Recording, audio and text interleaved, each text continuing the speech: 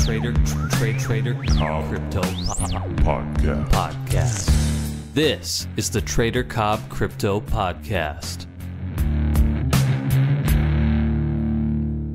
Hello everybody and welcome to the Trader Cobb Crypto Show. Today's show is proudly brought to you by TraderCobb.com. That's TraderCobb.com, where you can find all your trading education needs, along with the Trader Cobb Crypto Show podcast and visual show where I interview guests all over the world. So jump across to the website and get access to the free bi-weekly video newsletter where you'll receive 2 videos per week of content from me for nothing. So guys, here we are jumping into the markets. And guess what I see? I'm going to say it. I am going to be ahead of the game here a little bit, and I'm going to hopefully not jinx the market, but I'm starting to see signs of a potential reversal. Yes, I know it's early days, and no, I'm not getting ahead of myself right here, ladies and gentlemen. But what I am seeing is yesterday's candle. We broke down through the low of the bearish candle of Monday, all right? So Tuesday's candle broke down. That was yesterday. And now we've pushed back up. Now, the fact of the matter is that we have a higher low on such time frames as the 8-hour and above. On the daily, we do potentially have a higher low here if we are to break out. Now, we've still got to get up through, what's the high of that? 7777. Not hard to remember that one. 7.4s. I don't know what they call that in bingo, but I'm sure the old people love it. Much love to any of our more mature audience out there. Bingo. So if we break above 777, we'll have a reversal here and a higher high. And we've got to get through 8,000, 8,012, those sorts of things there. But for the time being, we've seen a nice big bullish candle. It's not overly big, and we just got to see how it plays out. So Bitcoin holding strong. There were some good trading opportunities starting to pop up yesterday, actually. I didn't actually get any of them just because they were so close but so far. They were in the right areas, the right zones. Big candle here. Broken level too early. One of the levels that I was looking at broke when I was asleep. Just one of those times, you know. But the fact of the matter is that we do have some opportunities starting to crop up again. And if we do get Bitcoin breaking up and we do see that sentiment change from nervous bearishness to, excited bullishness, and it doesn't take much for this bad boy to really get its legs up and running and see us head north quite quickly. As you know, we can see moves very, very quickly, both up and down. And as much as I'm not getting ahead of myself just yet, these charts are starting to show you the first signs of that potential reversal coming into play.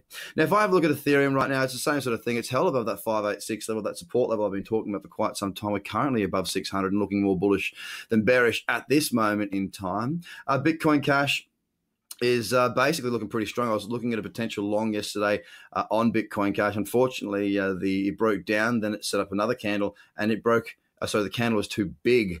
So if I look at Bitcoin Cash right now, the level I was talking about was about 1123. 1,123 was an old level of support and resistance, and it pulled back into there like an absolute boss and bounced hard. Again, looking more bullish than bearish. As a matter of fact, Bitcoin Cash and EOS are both the top performers on yesterday. And EOS, again, something that I was stalking. Again, just give me a big candle on the daily, not quite there for a cradle trade to the long side. Again, Cardano was the most bearish across the board as far as pulled back up into the 61.8%, rejected in the sell zone.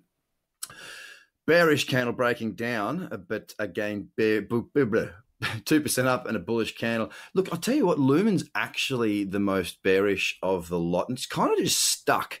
I mean, if I'm looking at against the dollar, we're stuck at about 30 cents. Now, what does it actually mean? It actually means that until we get above 30 cents, it still looks quite bearish there for Lumen. Neo recovering slightly, up 1.34% currently. IOTA pulled back to $1.73, and $1.73 is a support and resistance level. And it's just failed. I mean, it had a nice bounce. It spiked up. But since then, it's really been fairly lackluster in its performance. It doesn't look very good at all. And as much as it isn't an uptrend, when I say it doesn't look very good at all, I mean it doesn't look very good at all for trading on that daily time frame, whereas it was at one point. If I look at Ripple, well, Ripple's looking quite good. Again, it pulled back into that magical 64 cent mark. If you don't know what the magical 64 cent mark is, then you need to go and get some charts get on your daily time frame and draw in 64 cents, because you'll see it's a significant level of support and resistance going back quite some way. It pulled back into that level as I thought it may do. I was stalking a trade, and guess what? The breakdown yesterday, when Bitcoin broke down through its lows, as it often does, it dragged the rest of the market with it. And that kind of invalidated most of the setups that I was watching, which was a real shame because it was an absolute cracker on OMG against Bitcoin as well. But to finish the top 10, we come into Litecoin, and Litecoin again, it's pretty much exactly the same as Bitcoin, ladies and gentlemen. It's down at $112. It's bounced from that level, and it's just mirroring Bitcoin for the time being. So across the top 10, we are starting to see some more bullishness coming back in. Don't forget, we haven't had the reversal yet. We need to break up through 7,777. Yes, that is actually the number, before we set that higher high in this daily trend and a higher low, therefore, on the charts as well. But with that being said, I am certainly keeping my eyes open. Oh, geez. Excuse me. What I'm looking for is opportunities to be trading. At the moment, it's looking quite good. I'm finding more opportunity for the moment against the Bitcoin crosses and pairs. It just happens to be that Bitcoin seems to be offering up, with it not doing a great deal at the moment, other alts that are moving are showing some really good opportunities. So I definitely encourage you guys that if you're not trading, if you're not doing scans against Bitcoin, then you certainly should do. I know that yesterday I did my top 100 scan with my live trading floor members on the Bitcoin pairs and crosses. Pairs, and found some really good stalking list positions. I will be doing the same thing again today on Bitcoin for those that are in live trading floor, and I would think I'll be sticking with the Bitcoin list for the time being. With Bitcoin, when we trade against Bitcoin, obviously there is a bit more volatility there. Of course, if Bitcoin goes racing up, then if we're long and our alts are not performing as well as Bitcoin, we'll get stopped out. But we get stopped out back into Bitcoin, which is already going up, so it's not quite as bad, really.